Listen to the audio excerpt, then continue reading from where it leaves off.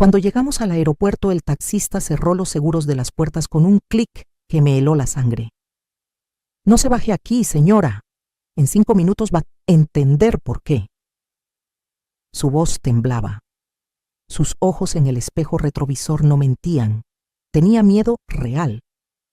Algo en su tono me hizo obedecer, aunque mi hijo Diego ya estaba gritando desde el asiento de atrás. «¿Qué diablos haces? ¡Abre las puertas! Tenemos un vuelo que tomar». Pero el taxista no se movió. Sus nudillos estaban blancos sobre el volante, y entonces los vi. 3 patrullas de policía aparecieron desde diferentes direcciones, rodeando el taxi como si fuéramos criminales peligrosos. Las luces rojas y azules iluminaban el interior del auto. Mi corazón latía tan fuerte que podía escucharlo en mis oídos. Un oficial se acercó a la ventana del conductor. El taxista la bajó apenas unos centímetros. «Documentos de todos los pasajeros, ahora». Mi hijo se puso pálido. Mi nuera Vanessa, que segundos antes estaba maquillándose tranquilamente, dejó caer su labial al piso del taxi. Ese fue el momento, esa mirada que intercambiaron, esa fracción de segundo donde sus ojos se encontraron y vi algo que nunca había visto antes. Pánico, culpa, conspiración. «Mamá». Diego trató de sonar casual, pero su voz se quebraba. «Esto debe ser un error, ¿verdad? Nosotros no hemos hecho nada malo». Pero mientras decía esas palabras, su mano temblaba al buscar su billetera. Y ahí fue cuando supe, con una certeza que me atravesó como un cuchillo, que algo terrible estaba por revelarse. Algo que involucraba a mi propio hijo. Algo que había estado pasando justo frente a mis ojos, y yo había sido demasiado confiada, demasiado ingenua para verlo. El oficial miró mi pasaporte, luego el de Diego, después el de Vanessa. Frunció el ceño. Hizo una llamada por radio. 2 oficiales más se acercaron al auto. «Señora», me dijo directamente a mí, ignorando completamente a mi hijo. «¿Usted sabe a dónde la estaban llevando? ¿Sabe qué vuelo iba a tomar?» Miré a Diego. Mi hijo. El niño que había criado sola después de que su padre nos abandonara. El joven al que le pagué la universidad completa. El hombre al que le di el enganche de su casa. Y en ese momento, rodeada de policías, encerrada en un taxi con las puertas bloqueadas, vi en su rostro algo que me destrozó más que cualquier traición. Él sabía exactamente por qué estábamos rodeados de policía y había esperado que esto no sucediera. Pero antes de contarles cómo llegué a estar en esa situación tan aterradora, rodeada de patrullas policiales y descubriendo que mi propio hijo me había mentido, necesito que me acompañen en esta historia. Cuéntenme en los comentarios, ¿desde dónde me están escuchando? ¿Están pasando por algo similar con su familia? No olviden suscribirse al canal porque lo que viene es aún más impactante. Y créanme, necesitan escuchar cómo terminó todo esto. Denle like si alguna vez confiaron en alguien que no lo merecía. Ahora sí, déjenme contarles toda la verdad desde el principio. Me llamo Patricia Ruiz, tengo 62 años y nunca pensé que terminaría contando una historia como esta. Nací en Puebla, México, en una familia humilde pero trabajadora. Mi padre tenía una pequeña tlapalería y mi madre cosía vestidos para las señoras del barrio.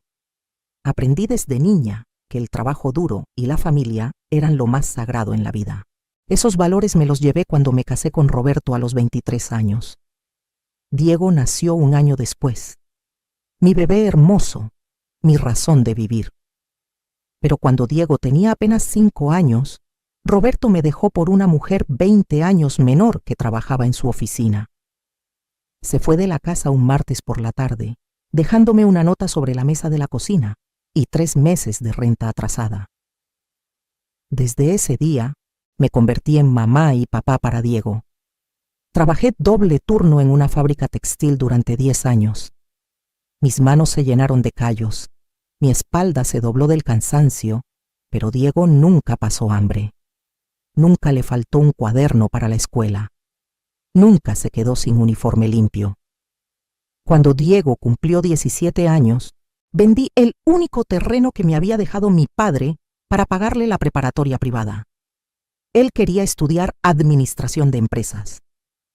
Mamá, me decía con esos ojos brillantes, voy a ser exitoso y te voy a dar todo lo que te mereces, vas a ver. Y yo le creí, claro que le creí. Trabajé en casas ajenas limpiando baños, cocinando, planchando montañas de ropa. Ahorré cada peso que pude. Cuando Diego entró a la universidad, yo tenía 2 trabajos y dormía 5 horas por noche, pero lo logré. Mi hijo iba a tener un título universitario, algo que yo nunca tuve. Diego se graduó con honores a los 24 años. Ese día lloré de orgullo en la ceremonia. Llevaba mi mejor vestido, uno que había comprado en el mercado de segunda mano, pero que me quedaba digno. Vi a mi hijo recibir ese diploma y sentí que todo el sacrificio había valido la pena. 2 años después conoció a Vanessa en su trabajo. Ella era hija de una familia acomodada de Monterrey, con título de universidad privada y apellidos importantes. La primera vez que la traje a comer a mi casa, noté cómo miraba mi pequeña sala con los muebles viejos, cómo arrugó la nariz cuando le serví mole en mi vajilla despostillada. Mamá hace el mejor mole de Puebla, presumió Diego. Vanessa sonrió, pero no probó más de 2 bocados. Aún así, yo quería que Diego fuera feliz.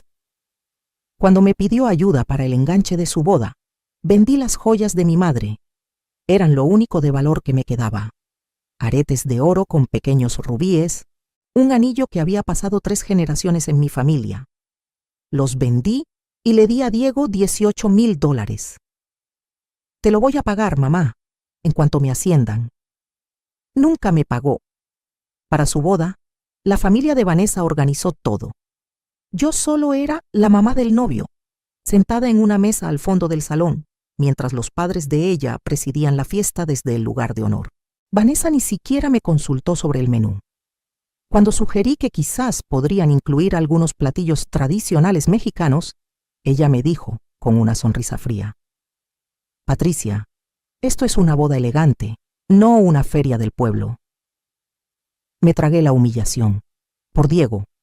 Después de la boda ayudé con el enganche de su casa. Otros $25,000 que saqué de mi fondo de retiro. Es una inversión en tu futuro, hijo, me dije a mí misma. Vanessa quedó embarazada al año de casados. Yo estaba emocionada de ser abuela, pero cuando nació Sofía, mi nieta preciosa, apenas me dejaban visitarla. Estamos estableciendo rutinas, decía Vanessa. No queremos visitas que alteren al bebé. Visitas, así me llamaba. Visita. Diego empezó a cambiar. Ya no me llamaba todas las semanas. Cancelaba las comidas que yo organizaba. Cuando yo lo llamaba, escuchaba a Vanessa en el fondo diciéndole qué responder. Hace 6 meses, Diego vino a mi casa con una propuesta.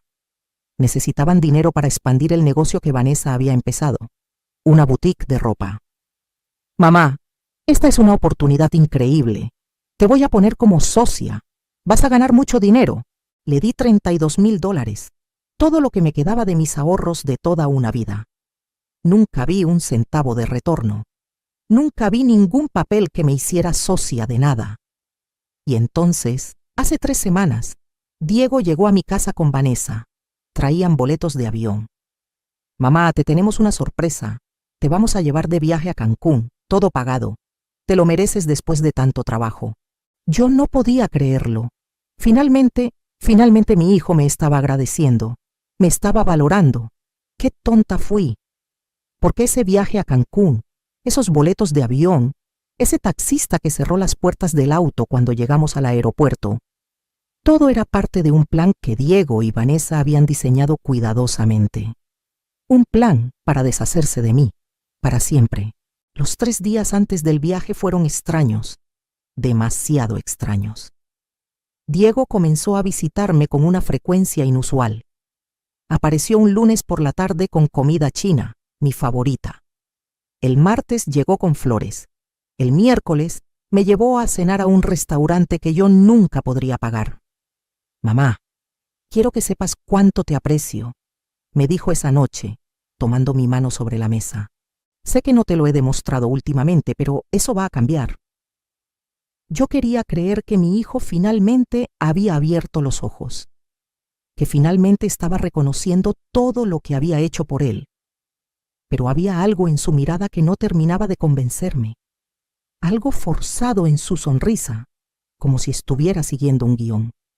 El jueves, 2 días antes del viaje, Vanessa vino sola a mi casa.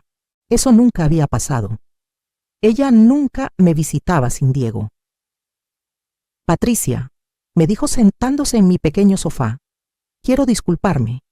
Sé que no he sido la mejor nuera, pero quiero que este viaje sea un nuevo comienzo para nosotras. Me abrazó. Sentí su perfume caro contra mi ropa sencilla, y cuando se separó vi algo en su bolsa que me llamó la atención. Un folder manila grueso con mi nombre escrito en la pestaña. ¿Qué es eso?, pregunté señalándolo. Vanessa cerró su bolsa rápidamente, demasiado rápido. Oh, nada importante, solo unos documentos del trabajo de Diego. Pero yo había visto mi nombre, Patricia Ruiz, claramente escrito. Esa noche no pude dormir. Algo no estaba bien. Diego siendo cariñoso de repente. Vanessa visitándome sola. Ese folder con mi nombre. El viernes, un día antes del vuelo, decidí hacer algo que nunca había hecho. Llamé a mi prima Lucía, que trabajaba en el despacho de un abogado en Puebla. Lucía, necesito que me hagas un favor. ¿Puedes revisar si hay algún documento legal registrado a mi nombre recientemente? ¿Qué tipo de documento? No sé, cualquier cosa. Solo revisa, por favor. Lucía me llamó 3 horas después. Su voz sonaba preocupada. Patricia, encontré algo. Hay un poder notarial registrado hace 2 meses a tu nombre. Le das autorización completa a Diego para manejar todas tus propiedades, cuentas bancarias y decisiones legales. Se me cayó el teléfono de las manos. Pero yo nunca firmé nada así, le dije, cuando logré recogerlo con manos temblorosas. La firma está aquí, prima, está notariada. ¿Estás segura? Fui corriendo a revisar todos mis papeles. Busqué en cada cajón, en cada folder, en cada sobre, y entonces lo encontré. Entre las facturas viejas de luz, un documento que Diego me había dado hace 2 meses. Mamá, es solo un papel para que puedas ser socia oficial de la boutique de Vanessa. Tienes que firmarlo para que sea legal. Yo había firmado sin leer, confiando en mi hijo. Y ese papel no era para hacerme socia de nada. Era un poder notarial que le daba control total sobre mi vida. Llamé a Diego inmediatamente. No contestó. Le mandé mensaje. Nada. Llamé 10 veces más. Al fin contestó Vanessa. Patricia, Diego está ocupado. ¿Qué necesitas? Necesito hablar con mi hijo. Ahora. Está en una junta muy importante. Te llama después. Colgó. Esa noche volví a llamar a Lucía. ¿Qué más encontraste? Dime todo. Hubo un silencio largo del otro lado de la línea.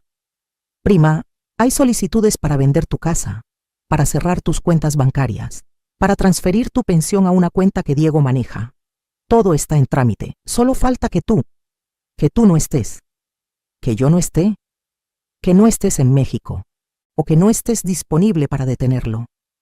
Patricia, con ese poder notarial, Diego puede hacer lo que quiera si tú no estás aquí para impedirlo. Me senté en el piso de mi cocina. Las paredes giraban a mi alrededor, el viaje a Cancún, los boletos de avión que Diego compró, la amabilidad repentina, las visitas constantes. Todo tenía sentido ahora. Me querían fuera de México, lejos, donde no pudiera detener lo que estaban haciendo. Llamé al aeropuerto esa misma noche preguntando por mi vuelo. La señorita que me atendió revisó y dijo algo que me heló la sangre. Señora Ruiz, tengo su reservación aquí. Es un vuelo de ida. No hay fecha de retorno. Debe ser un error. No, señora. Es un vuelo solo de ida. Y dice aquí que usted pidió asistencia especial porque tiene problemas de movilidad y necesitará una silla de ruedas. Yo camino perfectamente bien. Nunca he necesitado silla de ruedas. ¿Y a qué hotel llegaría?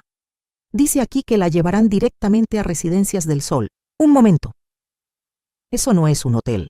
Es una residencia de adultos mayores. Colgué el teléfono con manos temblorosas. Diego no me estaba llevando de vacaciones, me estaba llevando a un asilo, en otro país, lejos de todo lo que conozco, con un poder notarial que le daba control total sobre mi vida. Y mientras yo estuviera encerrada en ese lugar, él vendería mi casa, vaciaría mis cuentas, se quedaría con todo lo que me quedaba. El sábado en la mañana, Diego llegó a buscarme para ir al aeropuerto. Traía una maleta grande. «Buenos días, mamá. ¿Lista para tu gran aventura?» Lo miré a los ojos, a esos ojos que yo había visto abrirse por primera vez cuando nació, esos ojos que se llenaron de lágrimas cuando se graduó, esos ojos que ahora me miraban con una frialdad que no reconocía. «Lista», le dije, pero yo ya tenía un plan, porque mientras Diego y Vanessa creían que me habían engañado completamente, yo había hecho una llamada más esa madrugada, una llamada que iba a cambiar todo. Subí al taxi con ellos. Vanessa iba perfumada y maquillada como si fuera a una fiesta. Diego sonreía demasiado. El taxista, un hombre mayor de unos 60 años, me miró por el espejo retrovisor, y cuando llegamos al aeropuerto, cuando Diego le indicó que nos dejara en la terminal internacional, el taxista hizo algo inesperado. Cerró los seguros de las puertas. «No se baje aquí, señora. En 5 minutos va a entender por qué. Porque ese taxista no era un taxista cualquiera. Era el hermano de mi prima Lucía. Y yo le había pedido que nos llevara». Las 3 patrullas rodearon el taxi. Diego y Vanessa estaban paralizados en el asiento trasero. Yo respiraba profundo, tratando de mantener la calma mientras el oficial se acercaba a mi ventana. «Señora Ruiz, necesitamos que baje del vehículo, por favor. Solo usted». Salí del taxi. Mis piernas temblaban, pero logré mantenerme firme. El oficial me llevó hacia una de las patrullas, lejos de Diego y Vanessa. «Señora, recibimos una denuncia esta madrugada sobre un posible secuestro y fraude. ¿Usted hizo esa llamada?» «Sí, oficial, fui yo». Diego gritaba desde el taxi. «Esto es un malentendido. Es mi madre. La estoy llevando de vacaciones». El oficial ignoró sus gritos. Me mostró una tablet con documentos escaneados. «¿Usted firmó este poder notarial voluntariamente?» Miré el papel. Mi firma estaba ahí, pero ahora que lo leía completo, veía las cláusulas terribles. Diego tendría control absoluto sobre todo. Podría internarme, vender mis propiedades, acceder a mi pensión, todo. «Me engañaron», dije con voz firme. «Me dijeron que era para hacerme socia de un negocio. Nunca leí las letras pequeñas». Otro oficial se acercó. «Señora, encontramos más cosas. Su vuelo no tiene retorno, y el lugar al que la llevaban no es un hotel turístico». «Lo sé. Es un asilo». «¿Usted autorizó eso?» «Jamás». Sacaron a Diego y Vanessa del taxi. Vanessa lloraba de forma dramática, con el maquillaje corriéndose por sus mejillas. Diego intentaba mantener la compostura, pero sus manos temblaban. «Oficial, esto es absurdo», decía Diego. «Mi madre está confundida. Tiene problemas de memoria. Por eso la íbamos a llevar a un lugar donde pudieran cuidarla mejor». Me volteé a verlo. Mi hijo, diciendo frente a la policía que yo estaba loca, que tenía demencia. «¿Problemas de memoria?», dije con una voz que no reconocí como mía. Fría. Dura. «¿Por eso recordé llamar a un abogado anoche? ¿Por eso recordé cada peso que te di durante 30 años?» Diego palideció. El oficial principal habló. «Señor Ruiz, necesito que venga con nosotros a la comandancia. Hay algunas irregularidades con los documentos que presentó para la venta de la propiedad de su madre». «¿Qué ventas?», dije. «¿Ya iniciaron la venta de mi casa?» El oficial asintió. «Los papeles se presentaron hace una semana. Si usted hubiera salido del país hoy, la venta se habría completado automáticamente el próximo martes. 5 días.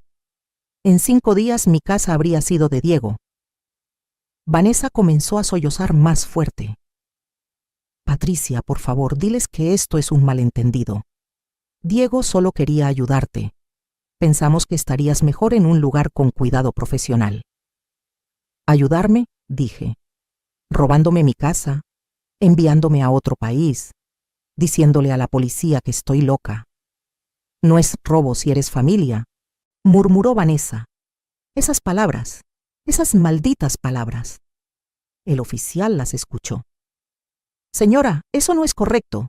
Fraude familiar sigue siendo fraude. Mientras los oficiales hablaban con Diego y Vanessa, el taxista se acercó a mí. Era Ernesto, el hermano de mi prima Lucía. Un hombre honesto que había trabajado toda su vida.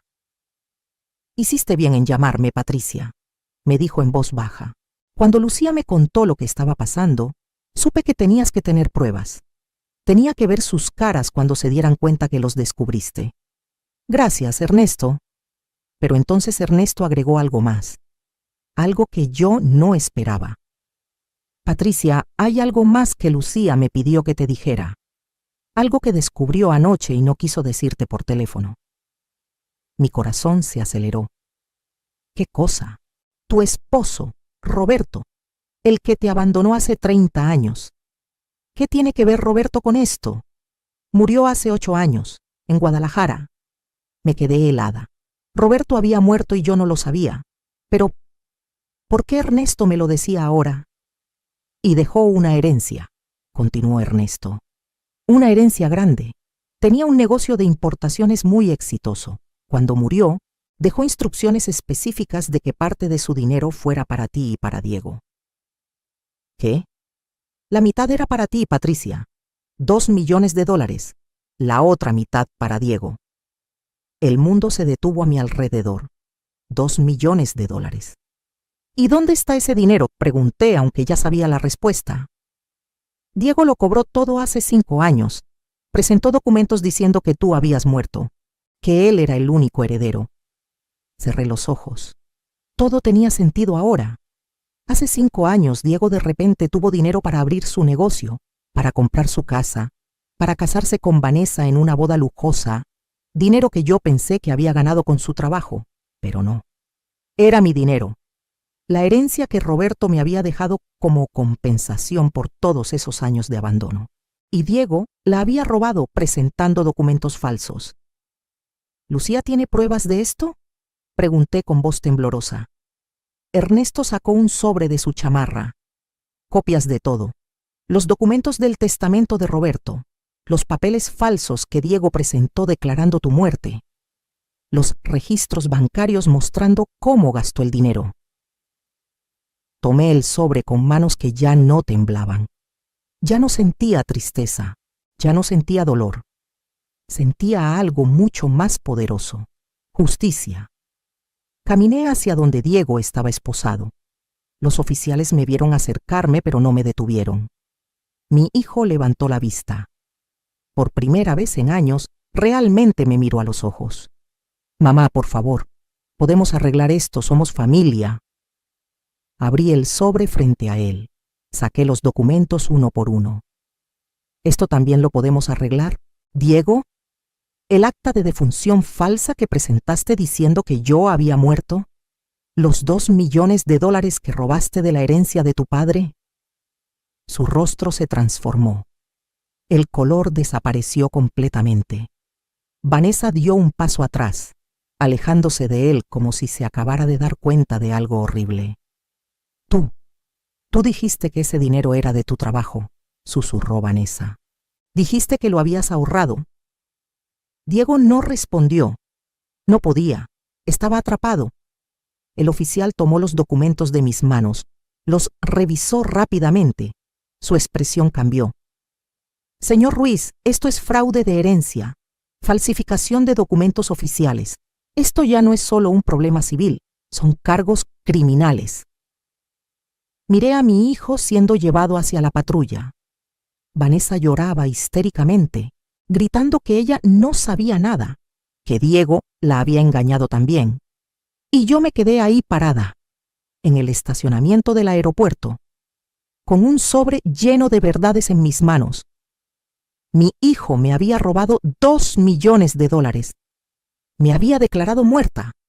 Había intentado enviarme a un asilo en otro país para robar lo poco que me quedaba. Pero él no sabía algo que estaba a punto de descubrir. Yo no era la misma Patricia ingenua que firmaba papeles sin leer. No era la madre desesperada por amor que daba todo sin pedir nada.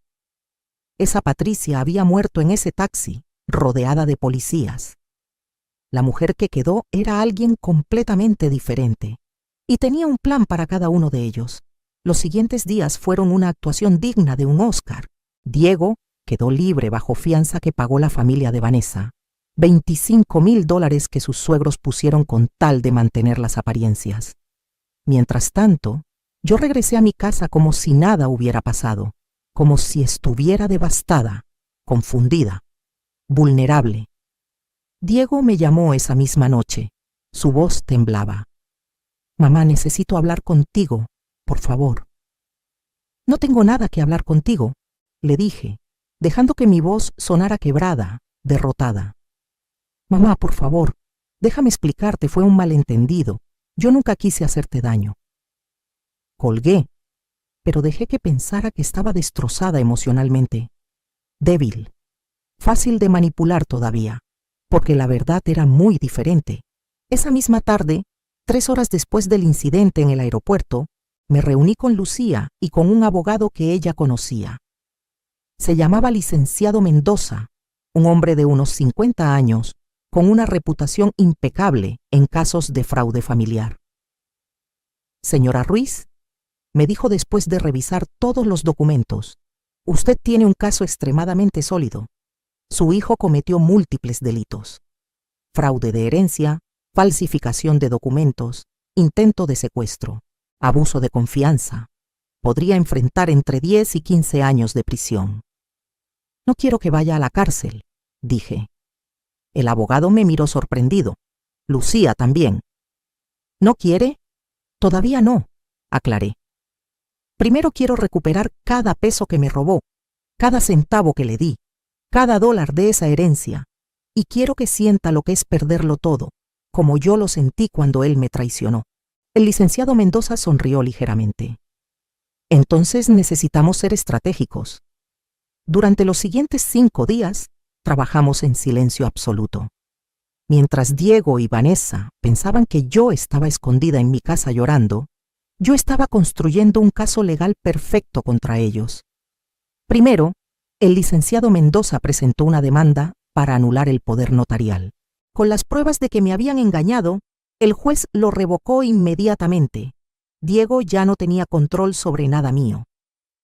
Segundo, bloqueamos todas las cuentas bancarias relacionadas con mi nombre. La venta de mi casa fue cancelada. Diego recibió una notificación legal de que cualquier intento de tocar mis propiedades sería considerado robo agravado. Tercero, y esto fue lo más satisfactorio, presentamos una demanda civil por los $2 millones de la herencia, más intereses acumulados durante 5 años. El total, $2.800.000. Pero no se lo dijimos. Todavía no. Diego intentó visitarme varias veces esa semana. Tocaba mi puerta, dejaba mensajes en mi teléfono. «Mamá, sé que estás ahí. Por favor, abre. Necesitamos hablar». Yo lo escuchaba desde adentro, sin hacer ruido, dejando que se desesperara. Vanessa también intentó contactarme. Me mandó mensajes largos diciendo que ella no sabía nada del plan de Diego, que también era una víctima, que yo tenía que entender que Diego solo estaba confundido. Confundido. Qué palabra tan conveniente. El 5.º día, el licenciado Mendoza me llamó. «Señora Ruiz, tengo noticias interesantes. Investigué más sobre el negocio de Vanessa, la boutique, y está completamente financiada con el dinero de la herencia que su hijo robó. Están registrados como propietarios al 50%. Si ganamos la demanda, podemos embargar el negocio completo». «¿Cuánto vale?» «Aproximadamente $350.000. Sonreí. Mi primera sonrisa real en días. «Hágalo». También descubrimos algo más. Diego y Vanessa habían comprado un departamento en la playa de Mazatlán. Un lugar lujoso frente al mar. Lo habían puesto a nombre de la mamá de Vanessa para esconder el dinero. Pero nosotros lo encontramos. Y también ese departamento podía ser embargado como parte de la restitución. El licenciado Mendoza revisó cada registro bancario, cada propiedad, cada inversión que Diego había hecho en los últimos 5 años. Todo rastreado hasta la herencia robada. Todo documentado. Todo embargable. Su hijo fue muy descuidado, me dijo el abogado. Gastó el dinero robado como si nunca fuera a ser descubierto. No creó empresas fantasma. No escondió nada en paraísos fiscales. Simplemente compró cosas a su nombre y al de su esposa. Era arrogante, dije. Pensó que yo nunca me daría cuenta porque yo estaba muerta en sus documentos. Durante esos días también hice algo más. Contraté a un investigador privado. Quería saber exactamente cómo habían planeado todo esto. Necesitaba conocer cada detalle. El investigador, un señor llamado Contreras, me trajo un informe completo 3 días después. Diego y Vanessa habían empezado a planear esto hace 8 meses. Justo después de que yo les di los $32,000 para el negocio. Habían consultado con un abogado corrupto sobre cómo obtener control legal sobre mis bienes. Ese abogado les recomendó el poder notarial disfrazado, pero había más. El investigador había encontrado correos electrónicos entre Diego y Vanessa discutiendo diferentes opciones para solucionar el problema de mamá. Consideraron declararme incompetente mental. Consideraron inventar deudas falsas a mi nombre. Al final decidieron que enviarme al asilo en Cancún era lo más limpio. Lo más limpio, habían escrito, como si yo fuera basura que necesitaban sacar de su camino. Contreras también descubrió que Vanessa había sido la cerebro detrás de todo. En los correos, ella era quien daba las instrucciones. Diego simplemente obedecía. Tu mamá es demasiado confiada, escribió Vanessa en un correo de hace 6 meses. Podemos hacer lo que queramos, y ella va a firmar lo que le pongas enfrente. Es patética. Cuando leí esa palabra, algo dentro de mí se endureció completamente. Patética. Mientras yo leía esos correos en la oficina del investigador, Diego me dejó otro mensaje de voz. Mamá, por favor. Sé que cometí errores, pero podemos arreglarlo. Eres mi mamá. Tienes que perdonarme. La familia perdona. Por favor, contéstame. Borré el mensaje. El 7º día después del incidente, finalmente contesté su llamada. Diego. Mamá, gracias a Dios. Pensé que nunca me ibas a contestar. Necesito hablar contigo. Dije con voz débil, temblorosa, cara a cara. Sí, por supuesto. ¿Cuándo? ¿Dónde? Mañana en tu casa. Quiero hablar con Vanessa también. Necesito entender por qué hicieron esto. Diego casi sollozó de alivio. Sí, mamá, mañana. Te vamos a explicar todo. Vas a ver que todo fue un malentendido terrible. Está bien, dije, dejando que mi voz se quebrara. Hasta mañana. Colgué. Lucía, que estaba sentada a mi lado en mi sala, me miró con admiración. Debería ser actriz.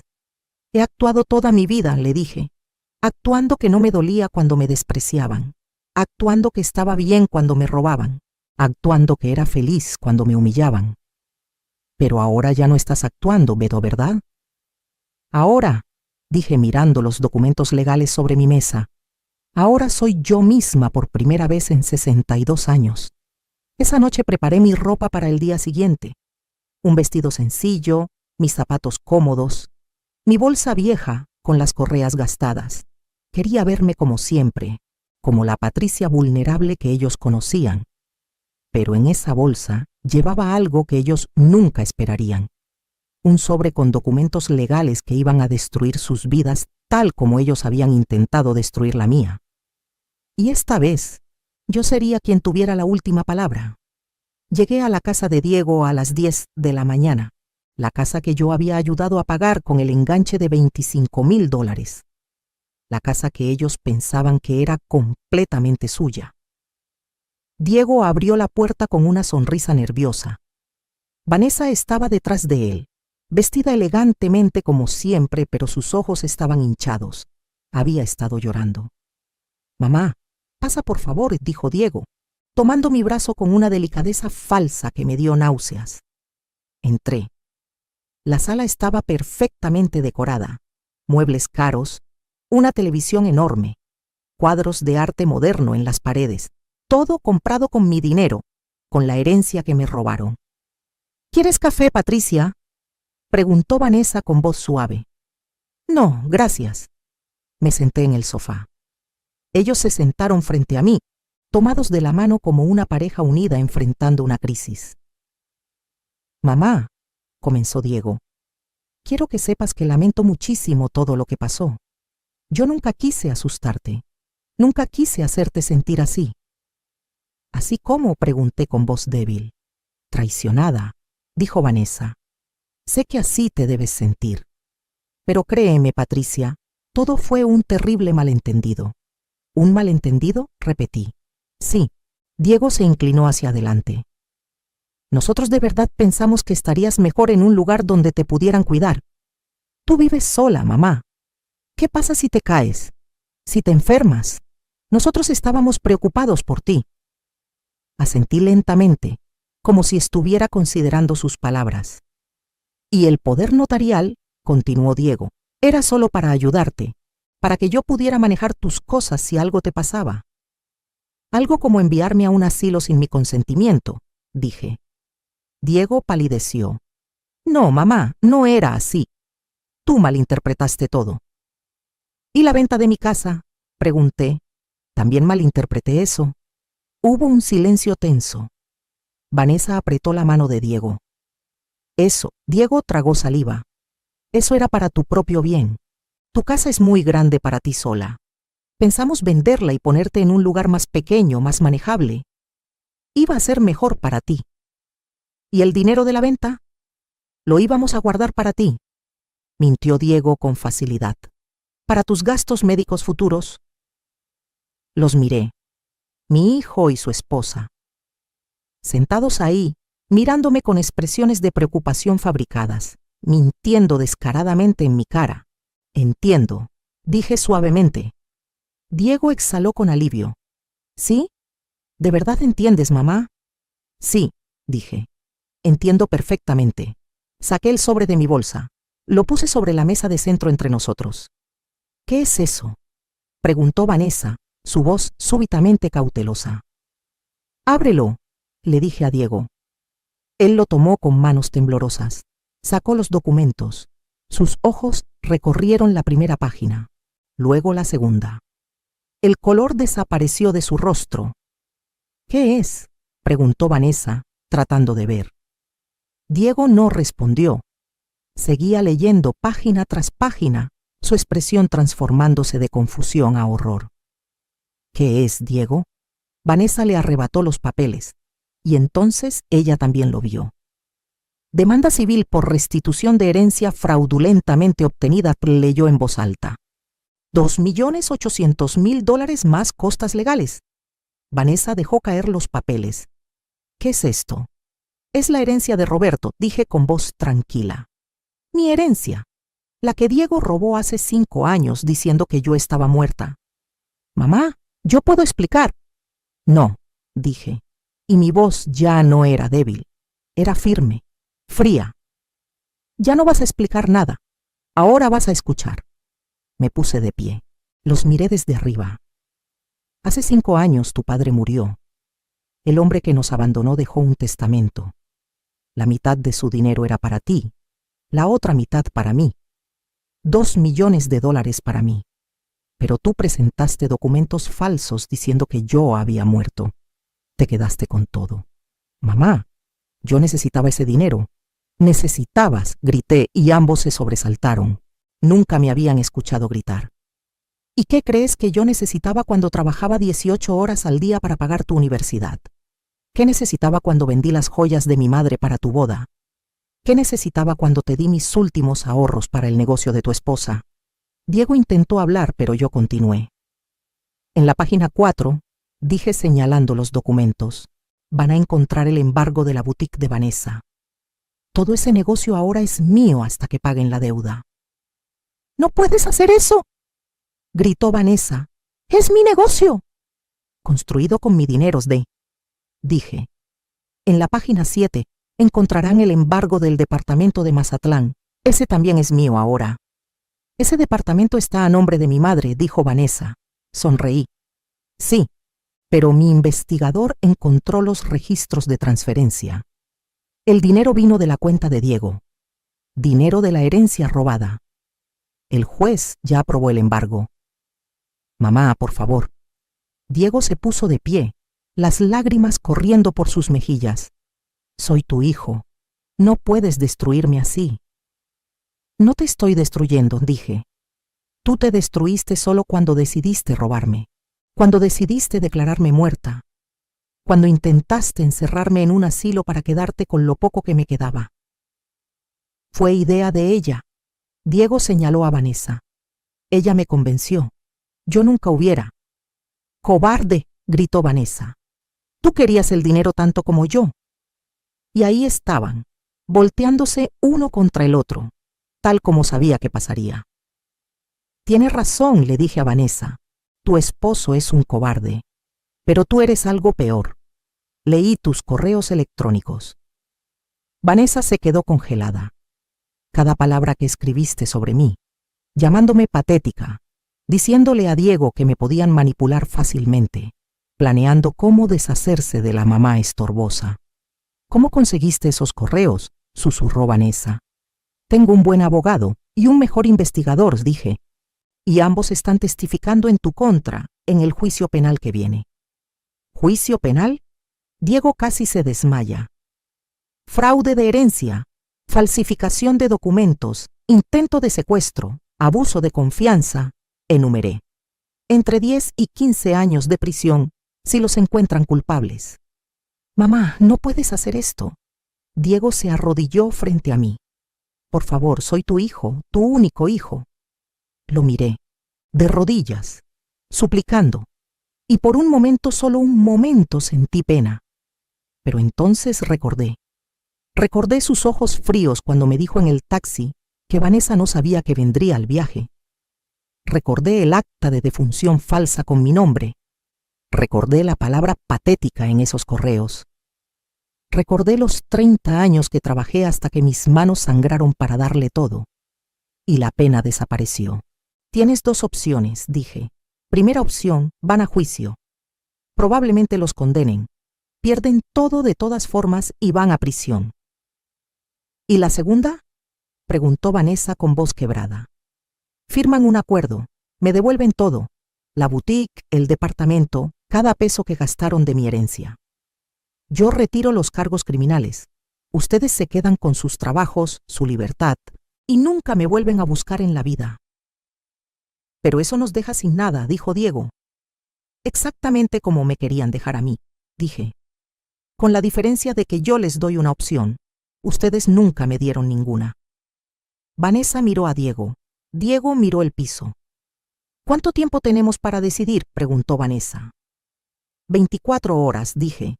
Mañana por esta hora quiero su respuesta. Caminé hacia la puerta. Antes de salir me volteé una última vez. Ah, y Diego, dije. Olvidé mencionar algo. El juez también congeló todas tus cuentas bancarias. Hasta que se resuelva esto, no puedes tocar un centavo. Así que espero que tengas efectivo guardado para la renta del próximo mes. La expresión de pánico absoluto en su rostro fue mejor que cualquier disculpa que hubiera podido darme. Salí de esa casa con la cabeza en alto y no miré atrás. Diego y Vanessa firmaron el acuerdo 23 horas después. No tuvieron opción. Sin acceso a sus cuentas, sin poder pagar sus deudas, enfrentando cargos criminales que podrían destruir sus vidas completamente, firmaron cada página sin leer. La boutique se transfirió a mi nombre. El departamento de Mazatlán también. Recuperé $1.200.000 en efectivo que quedaba en sus cuentas. El resto lo perdieron en lujos, viajes y una vida que nunca pudieron costear honestamente. Retiré los cargos criminales como prometí. Pero dejé algo muy claro en el acuerdo. Si alguna vez intentaban contactarme, Si aparecían en mi casa, si siquiera pronunciaban mi nombre en público, el acuerdo se cancelaba y los cargos se reactivaban inmediatamente. Diego intentó abrazarme el día de la firma. Me alejé. «Adiós, Diego», le dije, y fueron las últimas palabras que le dirigí. Eso fue hace 6 meses. Hoy estoy sentada en la terraza de mi departamento en Mazatlán, el mismo departamento que ellos compraron para esconder dinero. Ahora es mío. Miro el océano mientras tomo mi café matutino y pienso en todo lo que cambió. Vendí la boutique de Vanessa a una empresaria joven de Puebla que tiene verdadero talento. Con ese dinero y lo recuperado, tengo más de $1,500,000 invertidos. Vivo de los intereses cómodamente. Mi casa en Puebla la renté a una familia hermosa con 3 niños. Cuando voy a visitarla cada mes, esos niños me reciben con abrazos. Me llaman abuelita Patricia, aunque no somos familia. Me hornean galletas, me cuentan de la escuela, y yo siento más amor de esos niños en 5 minutos que el que sentí de mi propio hijo en años. Lucía viene a visitarme cada 2 meses. Nos sentamos en esta terraza, tomamos vino y reímos de cómo el mundo da vueltas.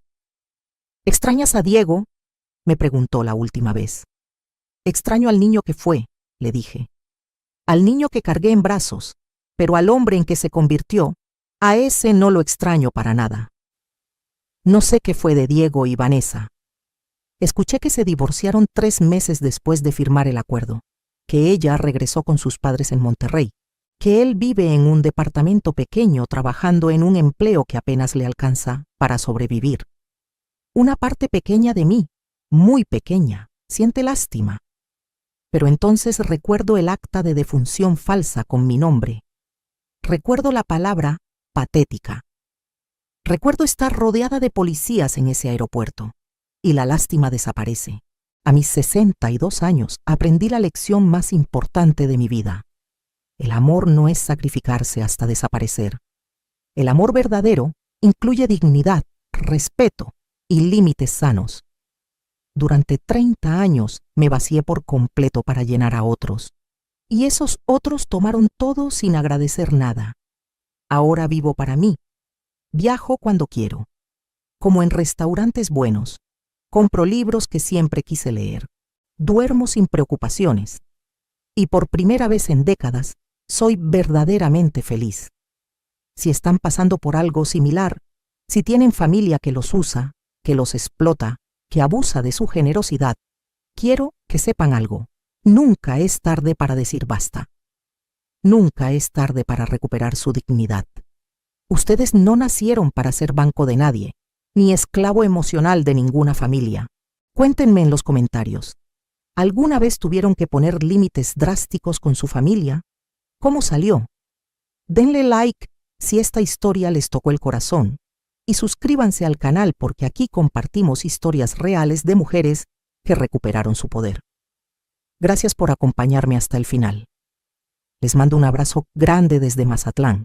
Y recuerden, la familia verdadera es la que te valora, no la que comparte tu sangre.